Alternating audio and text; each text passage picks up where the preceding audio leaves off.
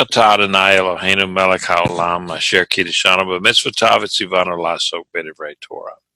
Blessed are you, O Lord our God, King of the universe, sanctifies us with his commands and commands us to engross ourselves in words of Torah. Amen. All right, now, before we get going, are there any other comments or questions from last week? I know I don't know if there were any. Let me change one thing here on this. Okay, there we go. All right. Going to this first slide. Here we are in our timeline. We got the Northern campaign, and then we're going to have a summary in chapter 12. So I decided we'll just go ahead and do both chapters here tonight. Get those through with, because a lot of it was repetition and so forth. And then we will be going the next couple of weeks and doing the distribution of the land with each one of the tribes and so forth. And there's some things in there that will be that are very interesting. And so probably another, I don't know, 4 or 5 weeks, and then we'll be done with Joshua, and then we'll be starting on the book of Judges and doing some serious history stuff. That's kind of interesting things there, because a lot of times with Judges, we just don't study them very often and very much. Okay, so going ahead with our verses here. Now, when Jabin, king of Hazor, heard about it, he sent word to Jobab, king of Madon, to the king of Shimron, to the king of Ashaph, and to the kings in the north and the hill country and the Arabah south of Kinneroth, in the lowland, and in the regions of Dor to the west, to the Canaanites in the east and west, the Amorites, the Hittites, the Perizzites, the Jebusites in the hill country, and the Hivites and at the foot of Mount Hermon in the land of Mizpah. All right, now in this area here, this Jabin was a title, sort of like the pharaohs. Okay, like it was the pharaoh was Ramesses, or some of the other guys that were there. Ramesses is the only one I can remember right now, but Jabin was a dynastic title, and so he was. I don't think we really know his name, but it was just they call him Jabin, and he was pretty powerful and influential king, and his Hazor was a large city by the standards of the day. It was much larger than many of the cities, like I think what Jericho was, I don't know, 7 or 8 acres or something like that, and I was larger than that, but it certainly wasn't like Hazor. Hazor was pretty good size, and it was, I think the upper part of the city was like 18 acres, and then the lower part of the city that was still within walls and so forth was like 200 acres over, and so this whole area nowadays is it's a national park in Israel, and it's well over 200 acres in size. So pretty good sized city. It's very influential in the commerce on the trade route between Syria and Egypt, the land route. They would go through Hazor. It had lots. It had water. It had all of the things that they needed for a a big city. And so very, very important place. So this guy Jabin was the head of it, and basically he was the I mean, Hazor was kind of controlled all of the other um, city states in the area. Now, it's kind of interesting to note that he summoned all of the surrounding kings and told them that they were going to go to war against Israel. Now, this is in contrast to the king of Jerusalem down in the south, where he requested that the other kings join him against Israel. You remember that he had asked them. Well, this guy didn't ask anything. He says, "You are to get your people together, get your armies, and we're going to meet up down in just northwest of Hazor, at and then we're going to fight Israel. We're going to go from there, and then we're going to fight Israel." So they and here's a kind of a picture of the area, and this is where they ended up fighting right here.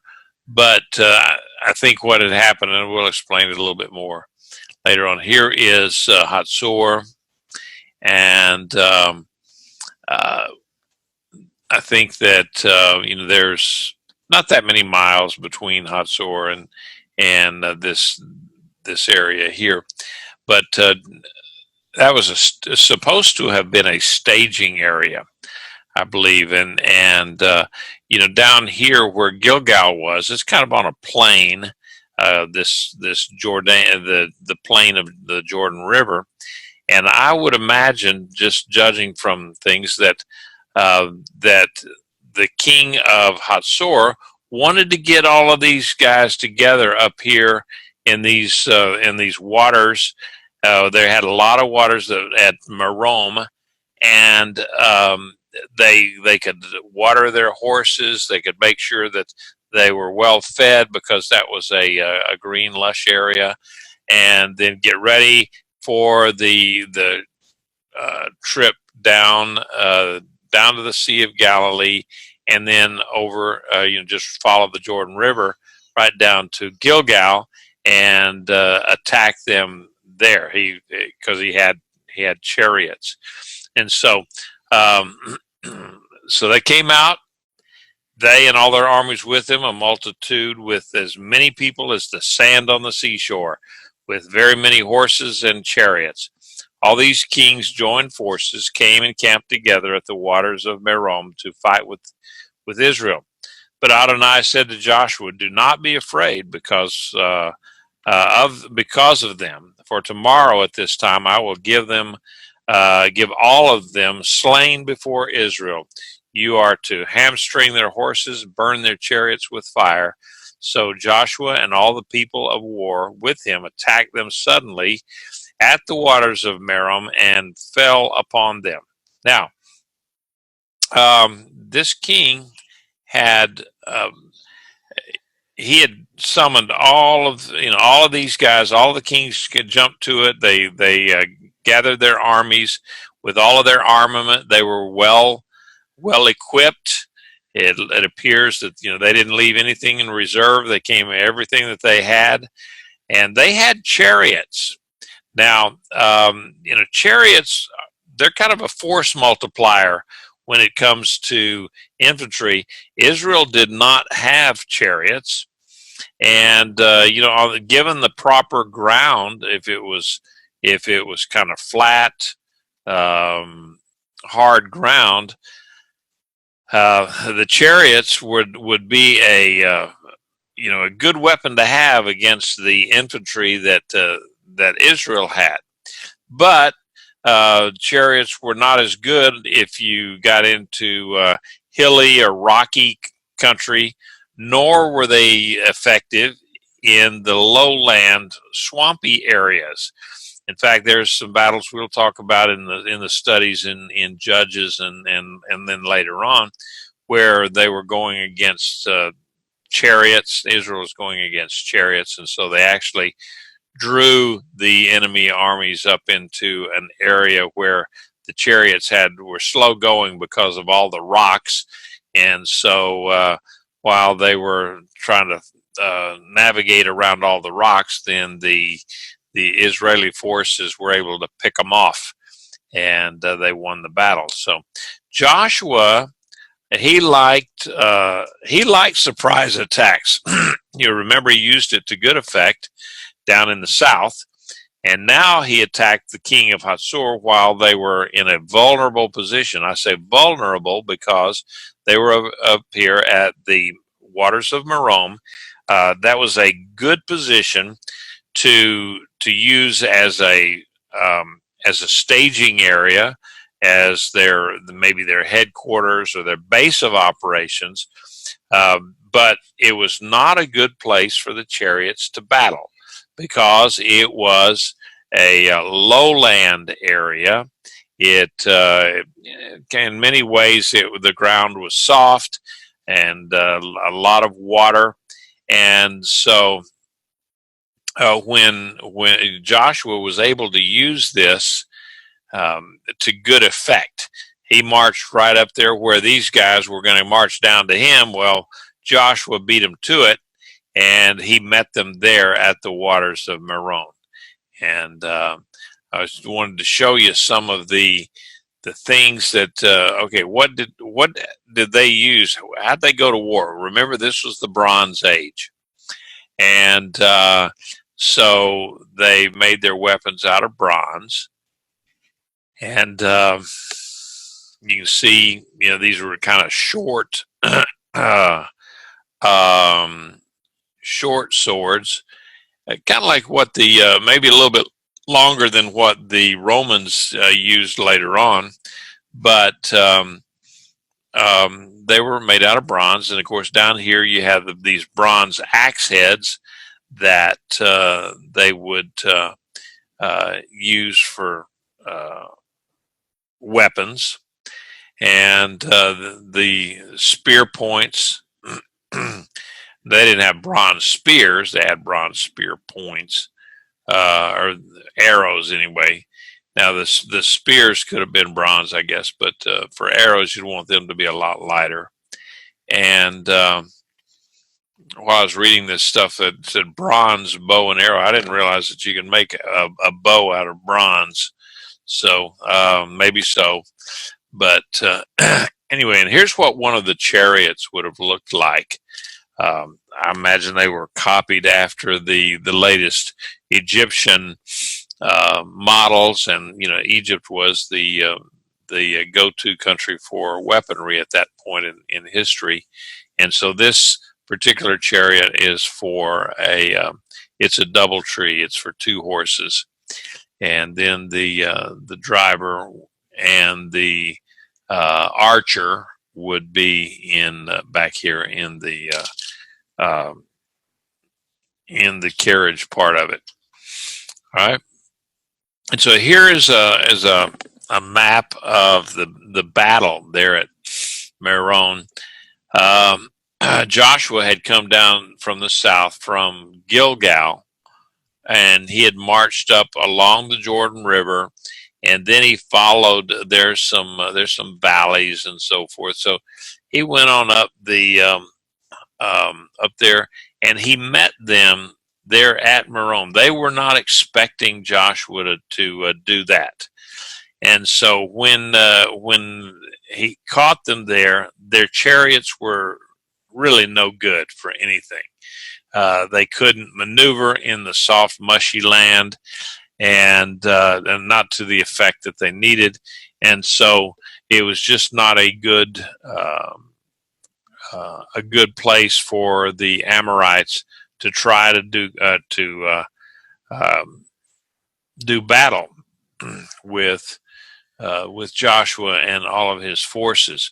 So in verses, that's what I just said. All right. And one thing about it, God had already promised Joshua the victory. He told him, look, I'm going to give these guys in your hand. This time tomorrow, they will be slain. But Israel still had to get out on the battlefield. He didn't say, you stand by and just watch me kill them all. He said, no, you go to war, you go to battle, and I will give you victory. So here's a picture of today, the waters of Merom. You can see that it is a low area. There's a lot of water in there. The land was soft, and a lot of little ponds and so forth everywhere you go. So it was a good place for a staging, not a good place for a battle. So going on with any questions so far in this, or any comments about what we've seen so far? Okay, so then Adonai gave them into the hand of Israel, so they defeated them and chased them as far as Great Zidon and Misropheth Maim. That's hard. And up to the valley of Mizpah eastward. They struck them down until they left them no survivors. Joshua did to them as Adonai had instructed him. He hamstrung their horses and burned their chariots with fire. At that time, Joshua turned back. He captured Hazor and struck its king with the sword, because Hazor had formerly been the head of all those kingdoms. They struck down every single soul in it with the edge of the sword, putting them to the ban. There was none left that breathed after he burned Hazor with fire. Now, as before, God had told him to go through there and take no prisoners, kill every single person, every single warrior. And so, that's what they did. Now, one thing that kind of bothers me on this whole thing is that God said to hamstring the horses. And, I do not to this day understand, well, why would you hamstring the horses instead of just going ahead and killing them? Unless if you hamstrung the horses, that's cutting that tendon on the back of their foot, on the back of their leg. But I read that what that does, it prevents the horses from running. Evidently, they can still walk. Maybe they could still plow, although these were war horses, so I'm not sure they would be very good for plowing or whatever, or a beast of burden possibly. But that is definitely against the character of Jewish people to be cruel to animals. That's one of the things that it's a mitzvah to take care of animals properly. And so anyway, they did that so that the horses could not be used for chariot horses again. And the chariots themselves then were burned to prevent reuse. They didn't want some other enemy to come in there and recycle those chariots. And I believe that it's possible that the Lord did not want them to want Israel to have chariots, because then that would chariots were offensive weapons rather than defensive weapons. And so it was like, okay, I don't want you to have chariots, because when this is over with, we're going to give you peace, and there's really no more reason for conquest if you take the land that I tell you to take. And so that's kind of just my take on it. So they went in and they did all of that. And so there again, here's your map of where he went from the waters of Merom. He chased these guys up here to the to the northeast and also to the northwest, chased them all the way to the coast and killed everybody along the way. I mean, all of the soldiers, he killed them all. They said they left none. And so then Joshua turned his forces back around here to Hazor and attacked that city. Now remember, this is a very large city by standards of the day. And so we don't know how long it took him for the siege of Hazor. The Bible doesn't really tell, but I would very well imagine that it was not something where they showed up one day and the next day they were done. No, it would have taken a good long time. So Hazor was attacked because it was the center of commerce, and they had a very large temple there, so it was a religious symbol, a religious place. And also it destroyed because their king was the one that instigated the fighting against Israel. But at the same time, that area was already judged by God, and he had said that, okay, you have to go against these guys and we're going to wipe them out because that's going to be your land. Now, the evidence of this burning, from 3,500 years ago, incredibly, is still visible today. I was there. I looked at it. I saw burned stones that they still got the black. Some of the stones have heat fractures running through them, and so it's quite incredible when you walk around Hazor and you see some of those things. And let me see if I can. Okay. So then I wanted to kind of show you what the area looked like. Now this is that upper area that I was talking about. It's about I think it's about 18 acres, and they've been excavating for years there. And so here is what then this lower area is about 200 acres. And so, just trying to, in my own mind, trying to figure out, okay, how big is 200 acres? Well, that's about 10 times the place that I live on out here in the middle of nowhere. And but that was this lower city that was all full of people, and it was just this upper area up here where they had the government palaces and this humongous temple and so forth. So, but Joshua went through here and he burned down the city, and then killed everyone. Made sure that everyone who was in the city was killed. And see, there's that layer of ash there. I could not find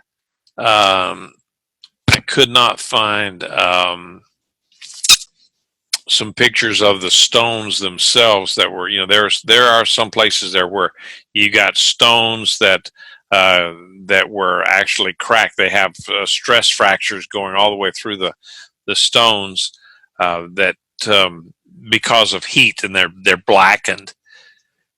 So it's kind of interesting. Now here's another view, an aerial view of Hazor, and again, this would have been the upper area of that, and then this over here to the right, you see that would be what they call the lower city. All right, and they've got all of this stuff here is excavated here. And then they still working here, and then over here under this is where this big temple was, and so they've got that covered, and they're still trying to excavate it a little bit so you can see where this temple was, and I think where the building is right about here. But all right, any questions so far on that?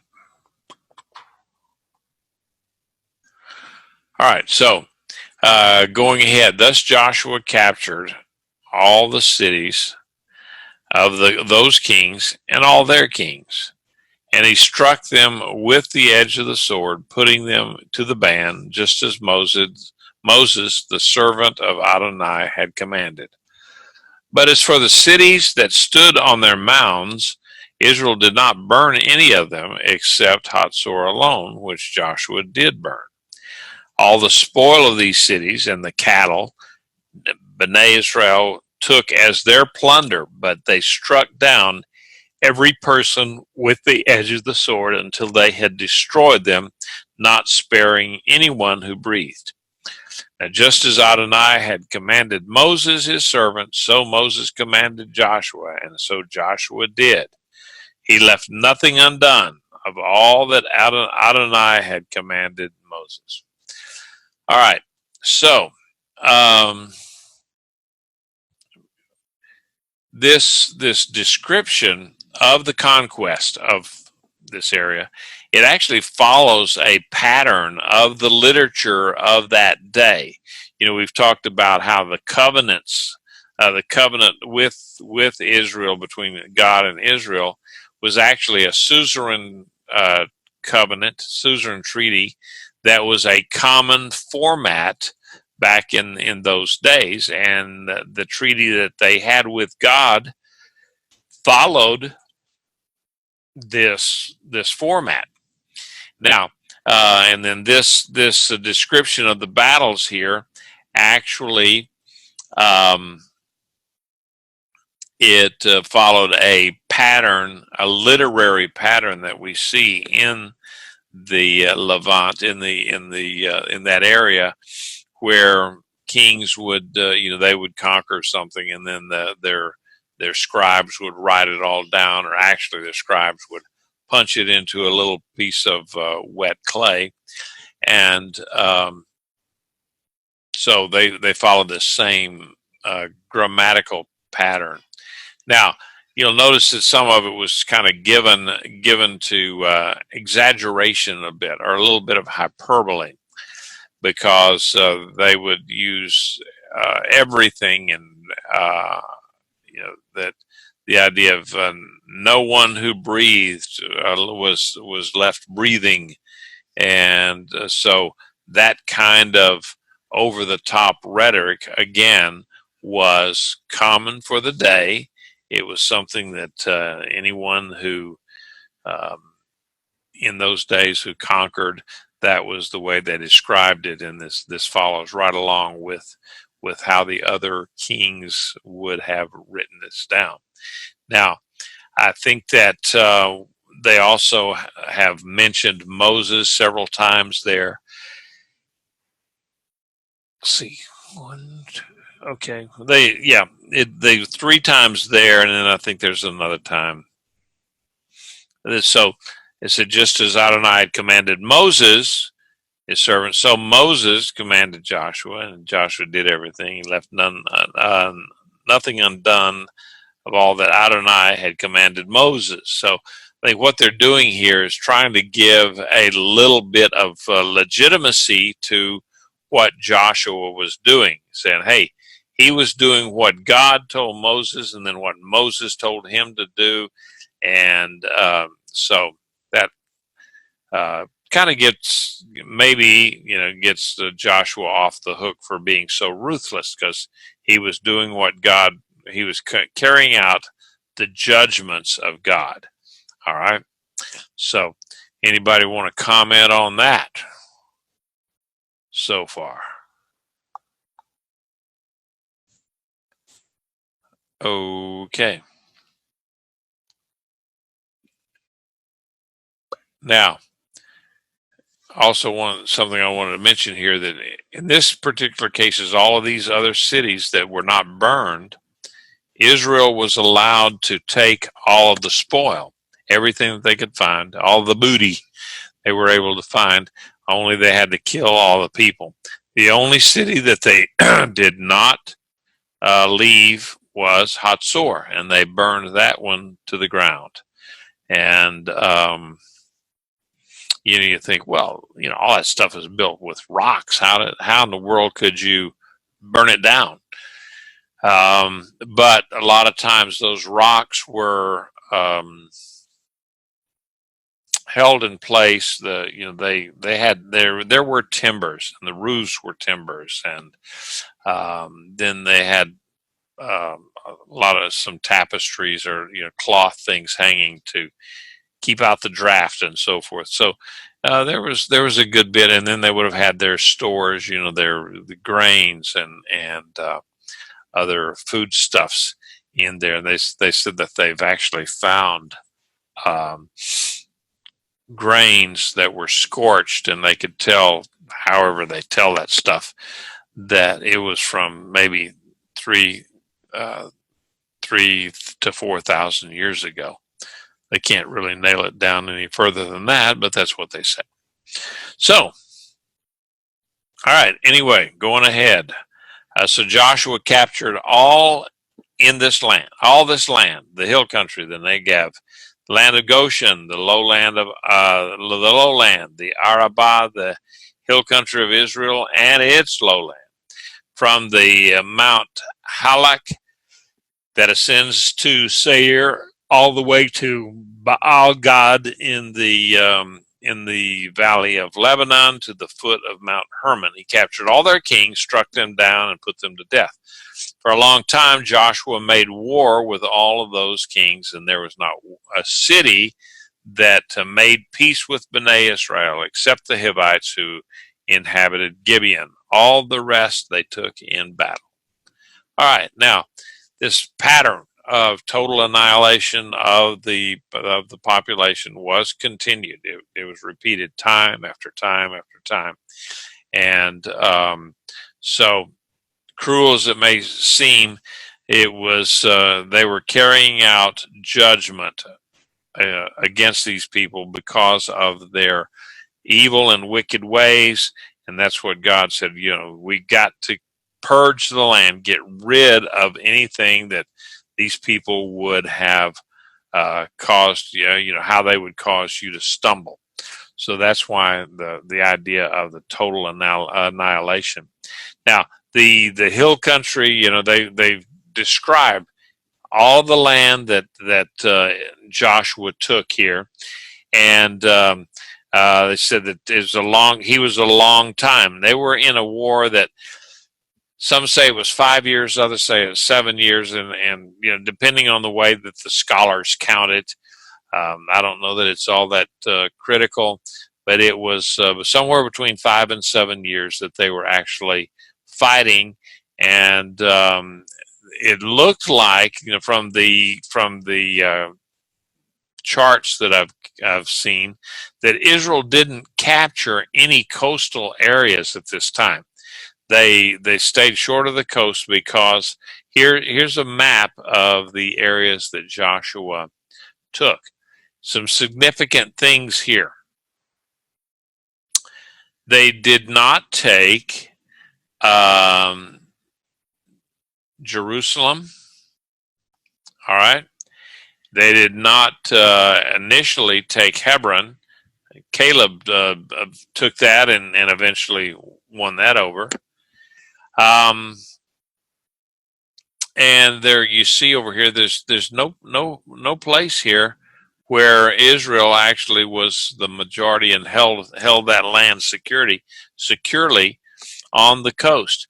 Remember, in this northern campaign, they had chased one of the armies all the way to Tyre, and then they didn't take over Tyre. So, but then at the same time it says, so Joshua captured all this land, and then they went to describe the land. So I guess that's okay, but they certainly didn't take all of Canaan. All right. So going on. For it was of Adonai to harden their hearts to encounter Israel in battle, that they might be put to the ban, that they might receive no mercy, in order to destroy them as Adonai had commanded Moses. That is one of the most fractured and tortured sentences I believe I've ever read. At that time, Joshua went and cut off the Anakim from the hill country, from Hebron to Debir to Anab, and from the entire hill country of Judah, and from the entire hill country of Israel. Joshua put a ban on them with their cities.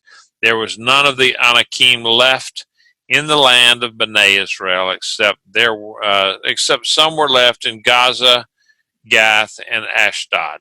So Joshua captured the whole country according to all that Adonai had spoken to Moses, and Joshua gave it for an inheritance to Israel according to their divisions by their tribes. Then the land had rest from war. All right. Now, who are the Anakim? The Anakim were a race of giants, it says. And Joshua expelled them from the hill country. If you remember, 40 some years earlier, when the spies had come back from the land, and they reported back that, oh no, the land is full of giants, and we are but grasshoppers in their sight, and we are but grasshoppers in our sight too. So there's nothing wrong with the giants' eyesight. We saw it too, that we couldn't beat them. And so they had no faith that God was going to give them the victory. So Joshua was not encumbered by this lack of faith. And so he expelled them from all of the hill country, chased them all out.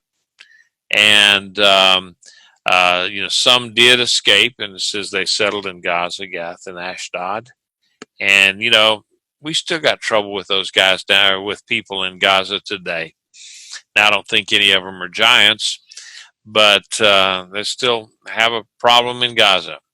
Now, they say that Goliath was possibly a descendant of some of the Anakim, and he was from, I think he was from Gath. And so, he was one of those guys that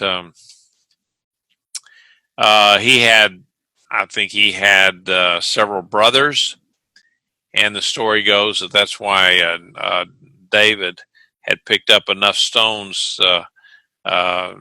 one for Goliath, and then 4 more for the rest of the brothers that were alive. So anyway, that's going on from there. Now, any comments or questions so far?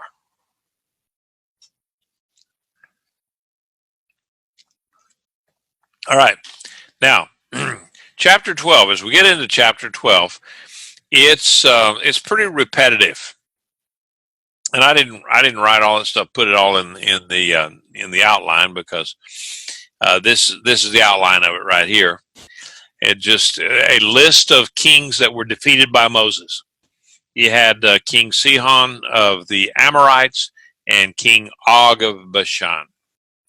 All right. Now, I pulled up a map here to show you where this area was. That down here is where King Sihon was, and this is where they had their battle, and Moses prevailed. Remember, I believe that this was the battle where Moses said, stand up on a mountaintop looking down at Joshua down there fighting the Amorites. And while Moses held his arms up, Israel prevailed. But then when his arms got tired, then the Amorites would prevail. So you had Aaron, his brother, and Hur, his cousin.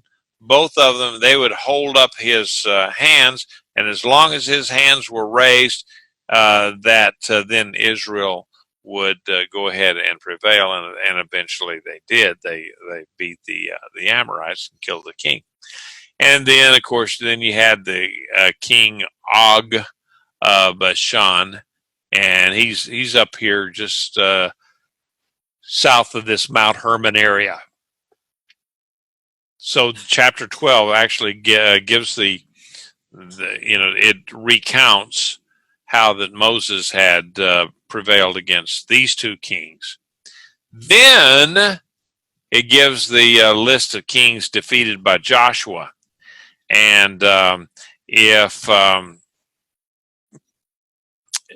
Moses had been the kind of fellow that was, yeah, we know he did have lack of self-esteem, didn't he? He had that problem. Well, I don't know what he would have looked at when he saw these scriptures and said that, yeah, Moses, he slew two kings, but Joshua, he defeated 31 kings. So you will note that, I've listed all of the various kings here that he had defeated. And there's a lot of them here that we didn't read about their battles. So what's up with that? That they give an accounting at the at the end of the day. Here's the account of all the 31 kings, but also with the accounting, there's no receipts for where Joshua and his troops had defeated these guys. So how do we know what's going on here?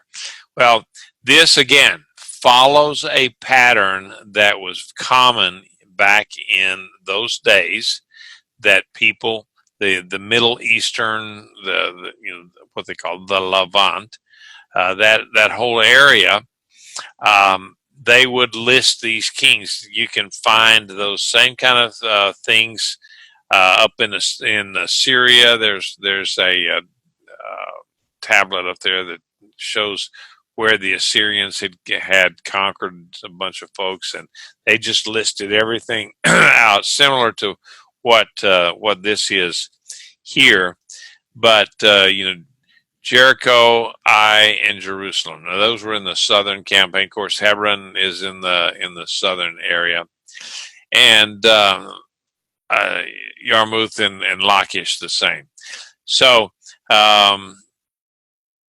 And they got Debir and, well, whatever. All of these kings, 31 of them all together. And so what we have to know is that, okay, yeah, there were 31 kings. The Bible only tells us the story of defeating certain ones: Jericho, Ai, Jerusalem, Hebron, Debir, Lachish, Eglon. Okay, all of those, we know about.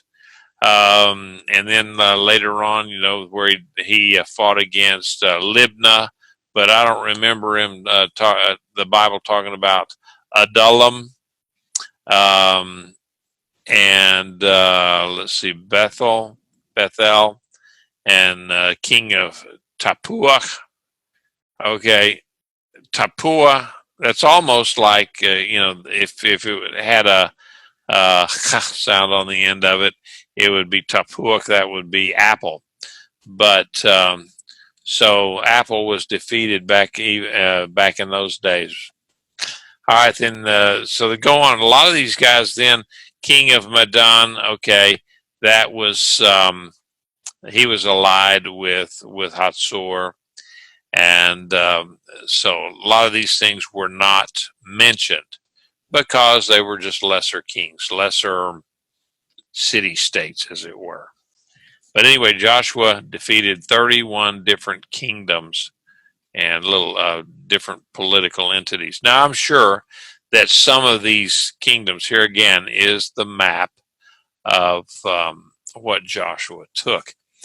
I'm sure that what happened is on a lot of these kingdoms, they were city states in themselves. Okay, so you're going to have some that were much smaller city states that were much poorer, as it were. I mean, that didn't have the influence that, say, Jerusalem had, or Hazor, or some of these others, or on the coast. You've got